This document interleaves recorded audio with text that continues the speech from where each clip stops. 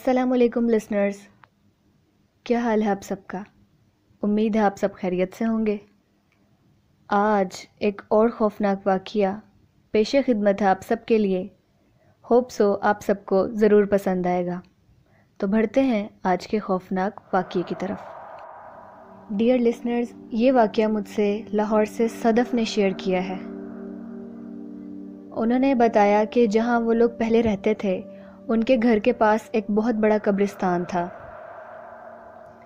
जहाँ से इलाका ख़त्म होता था और कब्रिस्तान शुरू होता था, कब्रिस्तान और इस इलाके के दरमियान एक मस्जिद बनी हुई थी। उस मस्जिद के साथ एक छोटा सा कमरा बना हुआ था। वहाँ पे एक बुज़ुर्ग रहते थे। वो बहुत इबादत करते थे, दिन रात इबादत करते थे, 5 वक्त की नमाज़ पढ़ते थे, कुरान शरीफ पढ़ते थे। और वो उस मस्जिद के उस कमरे में ही रहते थे। उनका कोई भी नहीं था और ना ही वो ज़्यादातर कहीं आते जाते भी नहीं थे। उस इलाके के अक्सर लोगों का कहना था कि उन्होंने कब्रिस्तान में या जो गलियां कब्रिस्तान के बिल्कुल साथ लगती हैं वहाँ पर उन्होंने अक्सर एक औरत को देखा, बूढ़ी औरत को। और वो औरत नहीं है, वो कोई चुड़ैल है, क्योंकि वो अक्सर लोगों से मिलती है, राह गुज़रते लोगों से बातचीत करती है और बातचीत के दौरान उनका दिल निकाल लेती है। और अक्सर वो बेचैनी की हालत में यहाँ से वहाँ टहलती हुई देखी गई है। और उस चुड़ैल को रात के 12 बजे के बाद ही देखा गया था कब्रिस्तान में, क्योंकि ये जो जिन भूत आसेब चुड़ैलें इस तरह की जितनी भी बुरी ताकतें होती हैं वो रात के वक्त आज़ाद होती हैं। इसीलिए रात को ऐसे हादसा ज़्यादा होते हैं। सदफ़ ने बताया कि जब वो 15 साल की थी तो उनके दादाबू की तबीयत बहुत ख़राब हो गई, तो उनको सब हॉस्पिटल लेकर गए। वैसे तो उनका जो घर था वो कब्रिस्तान से ज़रा फासले पर ही था, तो उनको ऐसा कोई मसला नहीं था। उन्होंने ये बातें ज़रूर सुनी हुई थी कि इस कब्रिस्तान में या कब्रिस्तान के आसपास एक चुड़ैल देखी गई है जो इस तरह से लोगों का दिल निकाल लेती है। वो लोग खौफज़दा भी थे, लेकिन अब मजबूरी थी। उनके जो दादाबू थे वो हॉस्पिटल में थे, तो उनके 4 चाचू थे।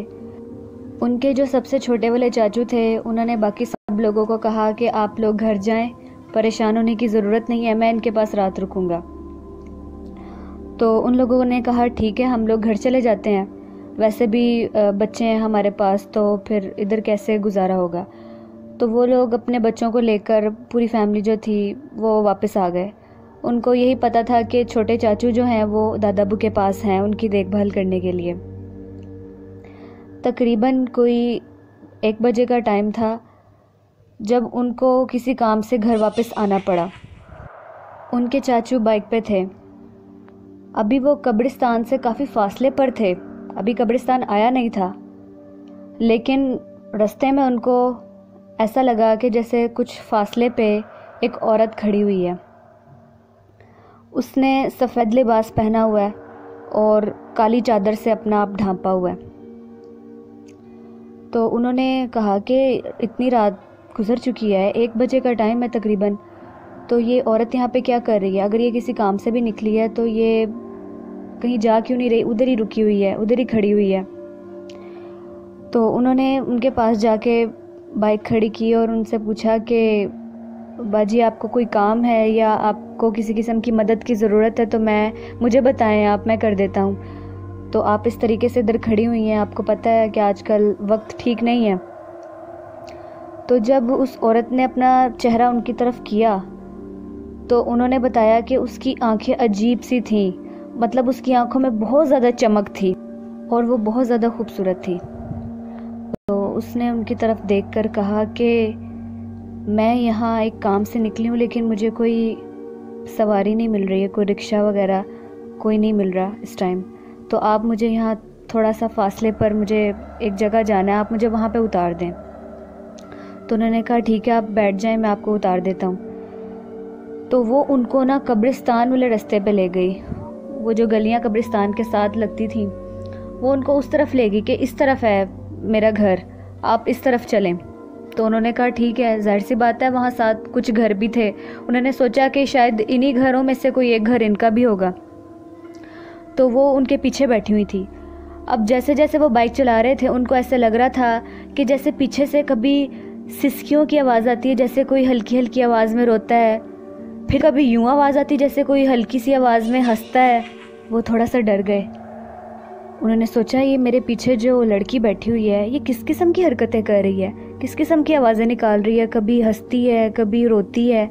उनको थोड़ा सा डर लगा क्योंकि उन्होंने बातें सुनी हुई थी कि रात के टाइम ज़रूरी नहीं है कि इंसान ही हो जिनको उन्होंने लिफ्ट दी हो, क्या पता वो कोई और मखलूक हो।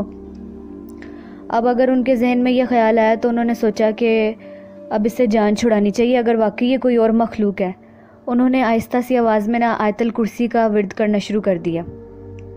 तो जैसे उन्होंने आयतल कुर्सी का विर्द करना शुरू कर दिया ना, तो वो जो पीछे लड़की बैठी थी वो अजीब बेचैनी से उसको होने लग गई। अब जो आवाज़ें वो आहिस्ता आहिस्ता निकाल रही थी, अब उसने और गुर्राने वाले अंदाज में ऊंची ऊंची आवाज़ें निकालना शुरू कर दी।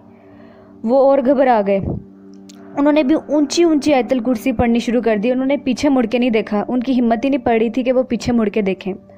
फिर अचानक ही उस औरत ने, उस लड़की ने अपना हाथ जो था उनके कंधे पे ज़ोर से मारा। तो जैसे ही उन्होंने पीछे मुड़ के देखा तो वहाँ पे कोई लड़की नहीं बैठी थी, बल्कि वही चुड़ैल बूढ़ी औरत बैठी हुई थी जो अक्सर लोगों को नज़र आती थी और उनका दिल निकाल लिया करती थी।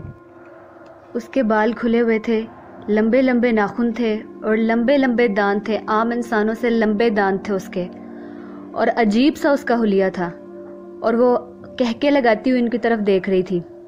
उन्होंने जब ये मंज़र देखा तो उनको सब कुछ भूल गया। उन्होंने अपनी बाइक वहीं पे छोड़ी और भागना शुरू कर दिया।